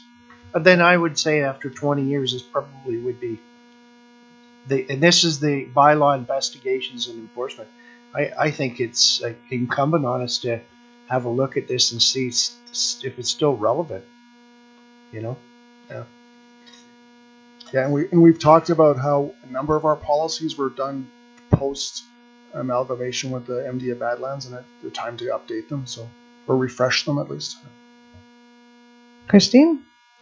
So sorry, Daryl, kind of going back to your comment. So out of the ones that we had to go in and step in and cut the lawn, was there any fine, like, why? Are some of them elderly? Are they unable to do it themselves? Are there other... We give them a timeline to do it, and we say if you haven't done it by this timeline. So we do that for snow and grass, where there's a very short window to be able to get that work done. And if it's not done within that time, then we go in and do it and add it to your taxes. Right. Yes. But do we know why it isn't met? Like, is it safe to say, oh yeah, no, they just all didn't want to do it? Like, no, there's probably other reasons, and I'm wondering if there's ways that we can. We don't get into the social aspects of it. I mean, just again from a time perspective, we don't go and ask why you're not cutting your grass, right? We just know that the grass isn't being cut and it doesn't comply with the bylaw. Right. So. Okay. Well, I was just thinking, like, if there was some way that, as we're letting people know, okay, here's our bylaws. If you are elderly, if you need help, here's some local companies that do it, like set it up. And so we do that already for snow. I know that we do that for snow. Again, I don't know. I can't correlate whether or not the places that we've tasked with cleaning up their yards because the grass is too high are also the ones that have assistance for snow in the winter. Right. I can't speak to that. Well, you can even think about people that have a whole bunch of furniture, let's say, that they leave out, and it's like, well, I didn't have a truck, I didn't know who to call, I didn't know what to do, and I'm just wondering if there's ways that we can, be proactive about it in terms of giving information. Because I like to think everybody's good and they're not trying to break the law. Maybe they just can't do it and don't have the means of finding out how. Fred? I'd have a concern too. I know that I've had some people tell me that when they rent a property that they end up with this tax bill after the people. We're sending notices to the landlord as well as the renters. Is that correct? Are we strictly sending a notice to the landlord's landowner? So we're sending. So if it's a weed notice, for instance, or a grass notice, it goes to the occupant of the house. So again, we don't copy the owner of it because in lots of cases we don't necessarily know that it's a rented versus owner-occupied property, right? So what we're doing is we know the property in front of us has got high grass, and we're addressing that by putting a bylaw notice there. And if we can talk to the people because they're there, right, then we absolutely do that. But in many cases, we're not. We're just simply affixing it to the door of the house and going on from there. So. Yeah, that's kind of the same way with the water bills, where now we've transferred it to the owner of the house. Except you get notices for both of them. Is that correct? My point is that we have landlords of rental places who are not aware that the grass isn't cut, that the sidewalks aren't shoveled, that the water bills aren't paid, and only find out when it gets to the end and their tenant's moved out and they pay their taxes that their tenant is actually racked up with this bill for them. So I'm concerned that with the number of rentals we have in town, that we have no communication with the people that invariably end up with the bill, but not knowing that the bill is being incurred over time. Jay? Thank you, Your Worship. I think your comment, Fred, highlights the need for us to review this policy. And certainly there could be some process things that have changed. So, I mean, again, it's not as though, remember, I think it's a week someone's given, typically. Is that not true? Yeah. 7. For snow, I believe it's 48 hours. Snow is different. It's a health and safety issue. That's right. But for grass, it's usually a week, 7 right? days. 7 days. But we could, that would be part and parcel of this discussion about policy, is whether or not we want to look into the additional costs of before, once they're non-compliant after the 7 days, is additional correspondence sent to the address via mail to explain that we're now moving to the enforcement phase where they'll be billed. Does that happen? No, it's all on the actual bylaw notice. So maybe that's something that would, again, if we're going to review this policy, that's something we need to understand the cost implications. If it's simply too unwieldy and too costly to notify by mail that we're now moving to enforcement because the time frame has expired, then that would include the landowner, right? Typically, if we had the utility account information, yeah. Yeah, I think it would, as far as I'm concerned, shouldn't delay the thing another 7 days, but at least... No, it's just information, right? Yeah, down they're going to be made aware, right, that their tenant did not comply in the amount of time. And it makes me wonder also that nifty system that we saw a few weeks ago about, if we can actually gather enough data that we can send a text message to the people connected to that address saying, you were issued this summons or this 7 days ago. You have not complied. We're now moving to enforcement. If that costs us 50 cents a time to do it, then so be it. But I think that, again, a change since this policy was drafted when the world was young, that something's changed in the technology about how we can inform people. And there's certainly, it also means we can open up the discussion of what's on that form, and when a notice is given out, and is there room on it for 2 lines about that who provides handyman services if they're physically unable to comply with the order, and who knows? I mean, maybe that's something that is being done now. Clearly, we haven't revisited this in a very long time. Well, I thank you all for being open and considering it. So I know you guys are busy, but we'll just look at it down the way here.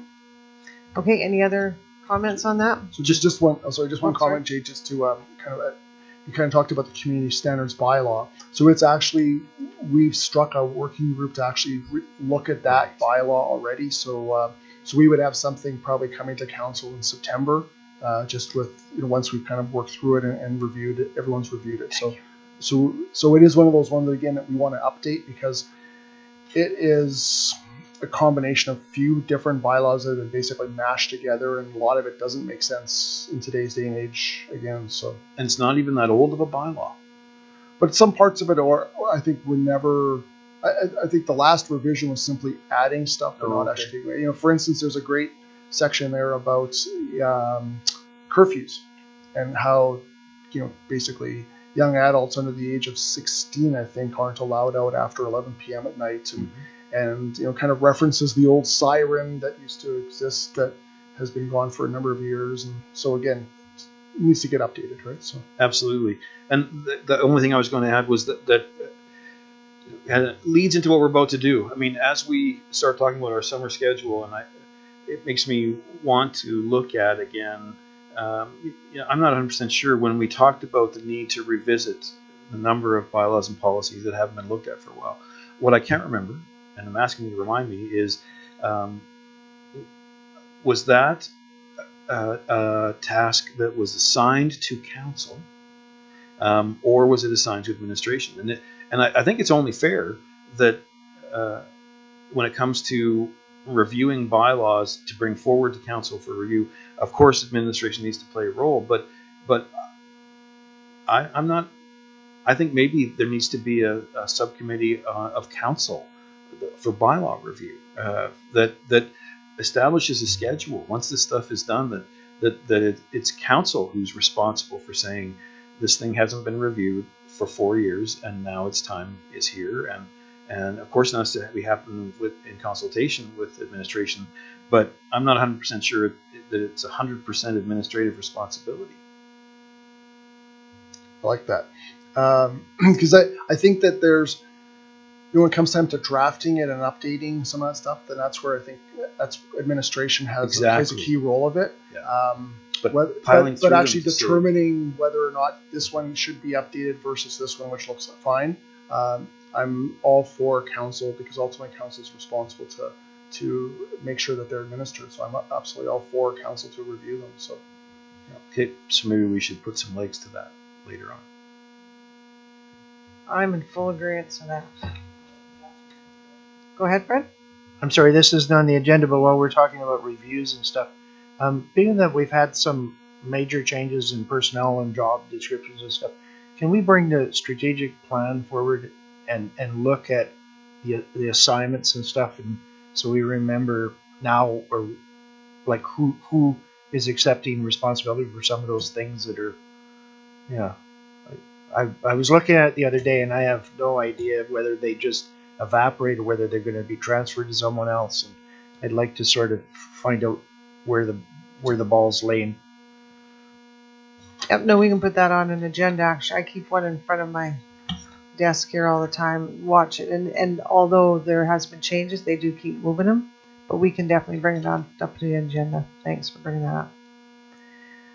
Okay, so anything else on that? All right, let's go to 7.2 and the summer meeting schedule discussion. So in front of you is the July and August. Now this is the traditional calendar. This is what's been done in the past. So we need to discuss what we're going to do in the future. And we do know that we do have a few things that we're going to have to get passed for sure this summer with participation policy and cannabis. So there are a few things. So what's everybody's take on how you feel about the summer schedule? I will just tell you one thing. July 31st, I go in for shoulder surgery. So first couple weeks of August, I may be out of commission. I'm not sure. Never had this done. So, Fred. There, might I suggest that we do this in camera? I don't really want to talk about when I'm not going to be at my house to the public and on the camera. When my house is ready for invasion or whatever. So I'd like to go over schedules, but I don't really want to do it in public.